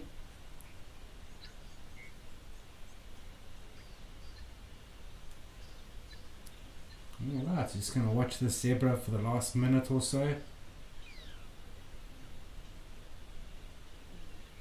Give our directors some time to get ready for the sunset safari, which is going to be coming up shortly. So yeah, I just want to say a very special thanks to all the dads out there yet again for all the hard work and dedication to your families. Keep that up, and I look forward to celebrating the next one with all of you. But yeah, thanks everybody for joining us at today's live at the Waterhole. It's been real, it's been a blast. And I look forward to the next one. Ben will be taking over tomorrow, and I'll see you again on the 23rd. Have a lovely day, you all. Cheers.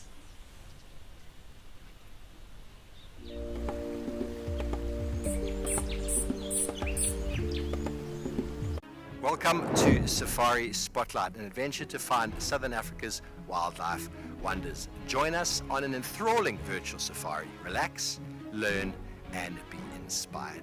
Discover gorgeous species, get to know iconic animal stars, and experience wonderful moments in conservation.